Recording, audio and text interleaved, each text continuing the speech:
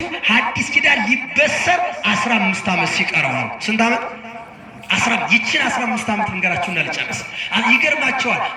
ኖህ አባታችን አመኖ ሄቲ መድኃኒት ይላታል ቅዱስ ያሬድ። በኖህ ዘመን የኖህ መድኃኒት የሆነችው ወላዲተ አምላክ ድንግል ማርያም ናት። ኖህ መርከብ ሰራ። በመርከቡ 8 ነፍሳትን ይዞ ወጣ። ወአትረፈ 8 ነፍሳት ቅዱስ ጴጥሮስ የተረጎመልን ለጥምቀትም ሰጥቶታል። አላችሁ? እሺ፣ እግዚአብሔር ከሁላችን ጋር ይሁን። አያችሁ እና ይቻለ ኖህ ወደ መርከብ ሲወጣ የኖህ መርከብ ይችን መሬት እየለቀቀች ወደ ላይ እያደገች ሄደችና አራራተ ነበረት ታቦት በትእዛዝ ከእግዚአብሔር ለሰንበት የሰንበት ጌታ እግዚአብሔር ሆይ በአንተ ትእዛዝ ነው ታቦቷ መርከቧ ከፍ ባለው ተራራ ላይ ወጣች። 15 ዓመት 15 ክንድ ገነት ልትደርስ 15 ክንድ ቀራት ይላሉ አባቶቻችን። ስንት ክንድ? ያ15 ክንድ እመቤታችን በተወለደችበትና ክርስቶስ በተወለደበት መካከል ያለው ዓመት ነበረ። የኖህ መርከብ ገነት አልገባችም። ገና ክርስቶስ አልተወለደማ። ገና በእንተ ሔዋን አጽሖ የተገነት ወበእንተ ማርያም ድንግል ተረወለደ ዳግመ የገነት ደጅ በሔዋን ተዘጋ፣ በድንግል ማርያም ተከፈተ የምንለው በድንግል ማርያም ክርስቶስ ሲወለድ ስለሆነ አሁን የሆነው መሰረቱ ነው ዛሬ የተጣለው። አንድ ቦታ እዚህ ጋር ላይ ትልቅ ህንጻ ቤተ መቅደስ ሊሰራ ቢያስፈልግ ብፁዓን አባቶቻችንን ጠርተው እነ መላከ ገነት መሰረት ድንጋይ ያስቀምጣሉ። እውነት አስብ መሰረት ድንጋይ ያ መሰረት ድንጋይ አስፈላጊ ነው አይደለም? የመሰረት ድንጋይ ማለት ትልቅ ካቴድራል ቦታውን አካባቢውን የሚመጥን በዚህ ቦታ ይገነባል ማለት ነው አይደለም? ስለዚህ ቦታው አስፈላጊ ነው አይደለም? እንዲሁ ክርስቲያኖች የቤተ መቅደስ አስፈላጊ ነው አይደለም? ይህ ቤተ መቅደስ እንደዚህ እንዲሰራ ቦታው አስፈላጊ ነው አይደለም? ቦታው ውድ ነው ዛሬ ረካሽ ነው። እንደዚህ ቦታው ቅድስት ድንግል ማርያም መሆኗን አታውቁም እንዴ? ያ የድነት ግንባታ የሚገነብባት እመቤታችን ስትወለድ የድነት መሰረት ድንጋይ ተጣለ ይላሉ አባቶቻችን። ክርስቶስ ከሷ ሲወለድ ግንባታው ተጀመረ። ያ ግንባታ እየቀጠለ ሄደና ቀራንዮ አደባባይ ላይ ተመርቆ ስራ ጀመረ። ወይኔ የተፈጸመ ሁሉ በሚለው ሁሉም ተፈጸመ ሲል ያ የድነት ስራ ተፈጸመ።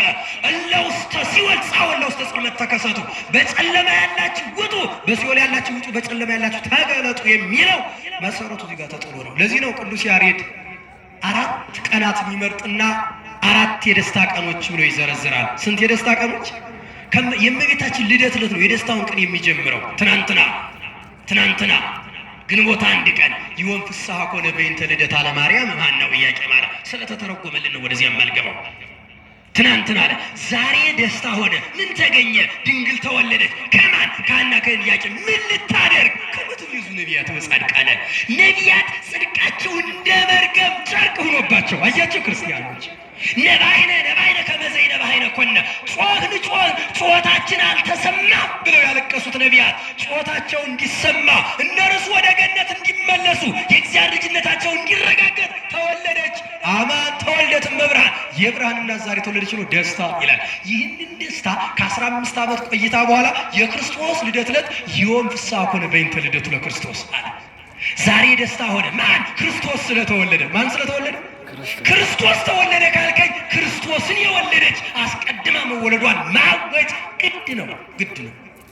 ግድ ነው ወዳጅ።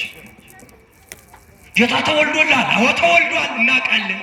አዎ ቤተ ክርስቲያኗ መወለድና አብዝታ ትተረጉማለች። የተወለደው ግን ከተወለደችው ከድንግል ነው። ከማን? ካልተወለደችው አይደለም፣ ከተወለደችው ከድንግል ነው።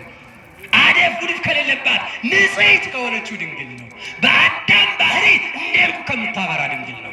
ዛሬ በክርስቲያኑ ዘንድ ደስታ ሆነ ክርስቶስ ተወለደ ካለ በኋላ 33 ዓመት ይቆይና እንደገና የትንሣኤ ዕለት ይወን ፍስሐ ኮነ በሰንበተ ክርስቲያን። ዛሬ በክርስቲያኖች ዓለም ደስታ ሆነ ይላል። ማን? እስመ ተንሥአ ክርስቶስ እሙታን። በመጨረሻ በ40ኛው ቀን የዕርገት ዕለት ይወን ፍስሐ ኮነ በእንተ ዕርገቱ ለክርስቶስ። ዛሬ ክርስቶስ ስላረገ ደስ ይበላችሁ በሉ። በጥቅሉ ስለ 4ቱ አመስግኑት እግዚአብሔርን።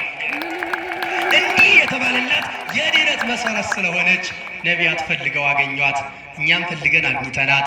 በረከቷ እናትነቷ በሁላችን ላይ አድሮ አይሟን በከንፈራችን አይሟን በከንፈራችን ፍቅሯን በልቡናችን ስሮብን በቅድስናው ስፍራ ጸንተን እንድንኖር አምላካችን በቸርነቱ ይርዳን። ነቢያት ይፈልጓት፣ እኛም እንፈልጋታለን። እውነት አሰብ ለእኔ ለቆሎ ተማሪ ታስፈልገኛለች፣ ለእናንተ እንጃ። ምን ትላላችሁ እናንተ? እኔ የቆሎ ተማሪ እሷን ስንቅዮ ነው የተማርኩት። እናቴ